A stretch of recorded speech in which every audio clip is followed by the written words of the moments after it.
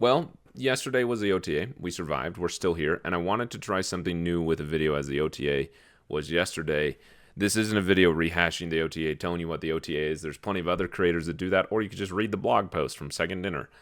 I am more interested in seeing what decks were revived or made possible by the OTA, what decks were denied, decimated, whatever you want to call it, to see if there's a reality from these decks that change and give you some fun gameplay I've had with them. That give some things a try. We'll see how it goes. It should be a lot of fun. And that starts with the first one here, Move Bounce. This was kind of the focus of the OTA, and I'm interested. I would love to know in the comments. I'm seeing mixed reactions to it from Discord, from comments on other videos, Reddit, the occasional stroll I take on there. I would love to know how frequently you are seeing Move Bounce. I am not. What did they call it? A high infinite. I am not a high infinite player in the slightest. Don't even try to be. But I love playing Move Bounce. And in a given season, I probably see Move Bounce, I don't know, once or twice a day, maybe 3 times a day. Like, I feel like relatively frequently. It's not rare for me to play against it, but it seems like that is rare. Most people never run into Move Bounce. So I'd love to know, how frequently do you see Move Bounce? Second, do you play Move Bounce? I will say, though, something that I actually have been seeing is that someone will play an Iron Fist or Human Torch or a move card, and I'll think, oh, okay, this is Move Bounce, and I immediately begin to strategize how to counter it or win against it, that type of thing, or just retreat.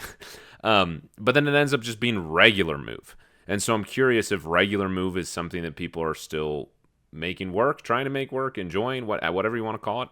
I would be insanely curious. I love this deck. I think it's a ton of fun. It's one of the most fun decks I've had in Marvel Snap, and it's not just because of winning. I'm going to talk about this more in a second and just my opinion on meta and decks. But I'm okay losing. Like, I will play a deck that has a bad win rate post Infinite just because it's fun to play. Like, that's why I say I'm not a high infinite player. Once I reach infinite for the season, I'll just play whatever. And I like playing things that are fun. And Move Bounce reaches that criteria. There's so much mill happening right now. Killmonger's everywhere. Shang-Chi is everywhere. So this deck is crazy countered anyway. Because you got to get it perfectly to lose priority, which you can end up doing. Nonetheless, I just would be curious. So what I was saying was, I end up losing with this deck post-infinite more than winning with it because of how insanely countered it is right now. I would just love to know how you run into it. But nonetheless, how is this deck going to change? Is it still viable? I think absolutely. The change to Rania obviously is biggest thing to Human Torch. Also just buff. Like, I know some people were just using Rania as another buffer in buff decks, so now that's a little bit of a bummer there. Also, Red Guardian target now is straight up Madam Web and nothing else, which that happened all the time anyway. Like, that's not surprising to me. People just want to poo-poo on the party with Red Guardian, and that's the way things go, and that's fine. You got to be able to go with the flow. Dagger just hurts for some reason because the 2-0 just felt iconic for some reason. I have no idea why. It just was like a cool card. It was unique. It didn't seem like there was anything else like Dagger. But nonetheless, here we are. What do I think is going to change with this particular archetype in this particular deck is that Penny Parker is going to go up, which I'm always happy to see Penny Parker stocks go up. As a Penny Parker stan, I have loved this card. I think it's slept on. I think it's extremely underrated. It makes way more sense now, especially with Aranya not scaling Human Torch as much. Penny Parker will now, with Spider, is a fantastic addition to this deck. When you've got Frigga, one of my favorite moves is to be able to move the Human Torch and isolate him in a location. You've also had to have played Penny Parker and get Spider out. Anyway, you move Human Torch, and then you merge Spider with him, okay? And then next turn, you move the Human Torch and then Frigga it. So it gets an extra move, like one more move. Sometimes that's the third or fourth move before you Frigga it, which is fantastic. So, I'm excited to see Penny Parker stocks go up. I don't think a lot of people will play her. I could see a version of this where it also, includes Falcon now because you're more interested in bouncing your one costs more. So you want to play Falcon. However, that does not work if you don't draw Human Torch, which happens frequently. And you're only bouncing Iron Fist and Ghost Spider. That's brutal. Also, not being able, if you don't draw Human Torch, and even sometimes, you also don't want to bounce Aranya. Bouncing Aranya is awkward. And you want to be able to bounce Dagger and Vulture and sweet, you bounce your Iron Fist and your Ghost Spider back, but you don't have your Human Torch. You don't have anything else to move. Now what? You're just moving things around. You're gonna, move the Ghost Spider with the Iron Fist, and then move the Iron Fist with the Ghost Spider. Just a little bit of back and forth. Actually, does that work? I'm so curious how that works now. Don't try it, or maybe, and let me know. So that's what I think is going to happen with this deck. Is it still absolutely viable? Yes, I think so. I think it's a really, really fun deck, and I think I would love to know if people are playing it, what their experience has been with it. So next, I got to move to the other side of the screen to show you Spectrum was the other card that buffed gaining 7 power, which I think that 1 power is significant. When I've tried to play Spectrum, the problem that I've had hasn't been the power that Spectrum gives out, but the power that Spectrum has herself and the lack of power there. I think it's a great move for Spectrum. I'm pretty excited about that. I think it's going to be... Spectrum is way more viable in the Doom 2099 decks.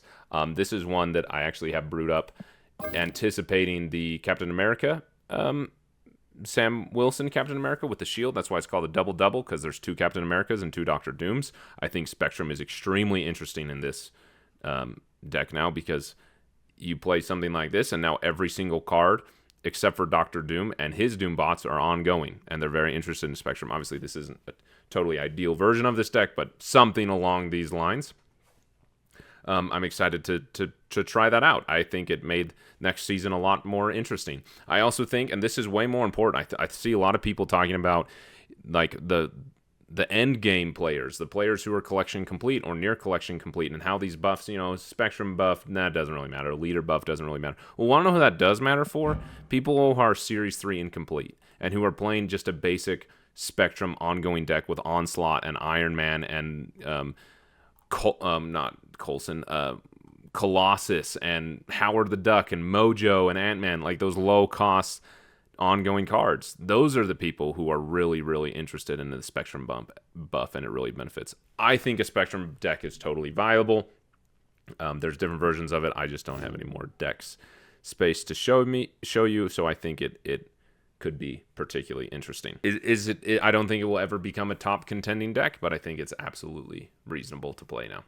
The other one that I'm actually really excited to talk about, Namora, and I'm going to talk about Namora and then also Miss Marvel. They said nothing crazy here. She just gained 5 power. It was enough, especially their comments about Miss Marvel with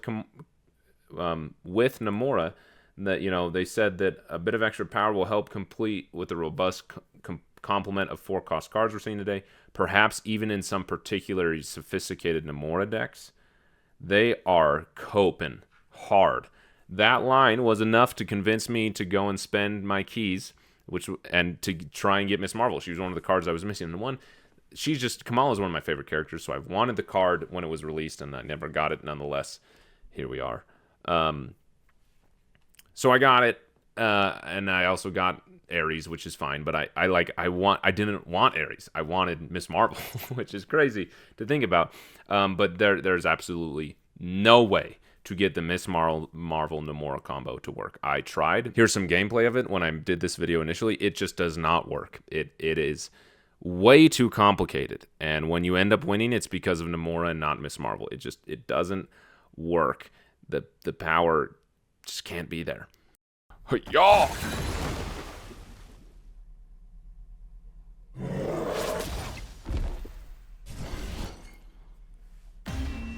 See? Had nothing to do with Miss Marvel.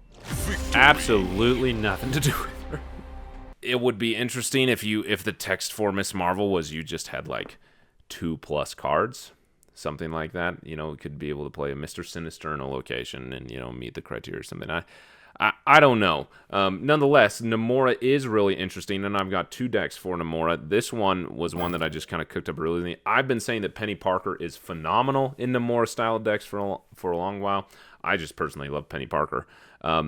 This deck is fun. Not great, though, if that makes sense. Yeah, that's the simplest way to put it. It's fun, not great. The one that is great, though, is this Scar Mora one, because the buff to Namora is a huge impact to Scar. And here's the reason why. If you hit Namora with Galacta, that is now a 10-powered card. Plus, if you aimed it right, The other two cards that Nomura is buffing are now over 10 power, and you have a 0-costed Scar, which is significant for this deck, and it actually gives it some viable options. It truly, truly does. Ares, I could probably do something like a Crossbones or a Typhoid Mary even, because you're playing it alone. I put Ares in here because it doesn't have the restrictions that Crossbone does, and it can be a target for Nomura where Crossbones cannot be. But Typhoid, if you don't have Ares, Typhoid Mary could work here. This one's fun. It's just a lot of fun. It's a deck that's actually playable. It's not going to be highly competitive, but it's fun, and that's why I like playing the game. It's because it's fun. It's also really cool because if you play your cards right, play your cards right, you actually win priority pretty quickly, and with Scar being discounted to 2 at minimum or 0, then you can play Cosmo and Armor on turn 6 and get the tech cards out late because you've gained priority at that point, because most people aren't Shonging on turn 4. They're playing that on turn 6. So you have an option to get ahead pretty quickly and then keep yourself ahead with the good tech cards. So, yeah, Nomura actually an interesting buff, and I think this is a card that can't, what they said was interesting. Sorry, I'm kind of all over the place with this. They said the Nomura deck is a fun and unique archetype in Snap that we want to keep positioned as an option. I think that they have achieved that, of keeping it positioned as an option. Their comments about Penny Parker aim to give that deck slightly more support as another way to develop single card power, as well with some nobility on the board. Didn't quite give it enough, which I agree with. This is somebody as, again, a Penny Parker stan. The mobility is huge from Spider with Nomura decks specifically, but it just, the rest of the power is not what's there. I will say that the ramp of it is actually quite unique if you run something like a Quicksilver. So then you always have Quicksilver on 1. If you get Penny Parker on 2, then you merge with Penny with Spider. So now that's a single card. You also have 1 extra energy, so then you can Nomura on turn 4. And then you can worry about building up cards in those other locations that don't, not having to worry about a single card there. That is actually a really, really sweet playline that it's that the rest of that deck I haven't cooked up properly. And the power that Nomura decks have with like a big Scarlet Spider and a big Captain Marvel and those types of things, you don't have that mobility that you would with those other decks. So it'd have to be something else. However, you do have that flexibility that Nomura provides pretty quickly. If you get that Penny ramp, which is really fun. I will say again, if you are playing Nomura, don't read into the Miss Marvel thing. Galacta is a way better 4-drop to include in a Nomura deck.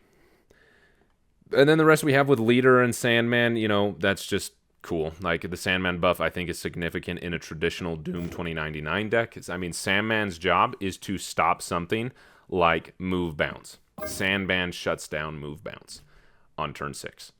So play Sandman. I think it's an actually viable card to play now. In fact, I've had combos shut down by Sandman, so play Sandman. Leader, I think, will just, again, kind of at the lower collection level where that card is actually useful. It's great for them, and they deserve that. And then lastly, we have Luna Snow, which is really interesting. I literally just got rid of the deck to make these, so it's not here. But yeah, absolutely. I think Luna Snow is quite interesting in... Oh, actually, no, I think I adjusted one of them. Sorry, I'm kind of all over the place. Where did it go? I added her right here. I think Luna Snow is very interesting in an ongoing focus deck because you can get an Onslaught out early. If you really do it well, you can get Luna Snow on 3, Sarah on 4, Onslaught on 5, with another card too, and then you're just cooking with extra energy. Like it actually quite intriguing to me. However, this deck also, like, Enchantress doesn't exist to this deck, and Rogue, those types of things. So, take that for what it's worth. But it's still fun. And with this, with the Sarah Onslaught combo, you could probably take out Magic and put in a Cosmo. That's actually probably really, really smart. However, the Magic gives you some options if that doesn't happen. Because as well, my favorite combo is to play... if with a Magic, Onslaught on 6, and then Mystique the Onslaught in the Moonstone location, and then it's just insane power there with like a Mr. Sinister or Mr. Fantastic there. So yeah, I think that the Luna Snow absolutely is totally usable now. I think that Luna Snow is going to be a card that a lot of people skipped in the Spotlight week, and then they're going to be sad now that they don't have Luna Snow later on. I think fantastic buff to the card, absolutely making it more reusable. The other deck that I deleted that I can't show you was a high Evo focused Luna Snow deck, and one of the cool things about it was using it also as a clog card. Yeah, sure, you're giving them extra energy, but play an armor on that location. You now have a 6 powered card, and they have a 0 powered card. And if you're playing with Misty Knight, your Ice Cube is also getting buffed, so you don't want to get it. You don't want it destroyed. So pretty cool. I think it's a good combo of clog and energy. I think it's a cool card. So yeah, I think the decks are absolutely viable.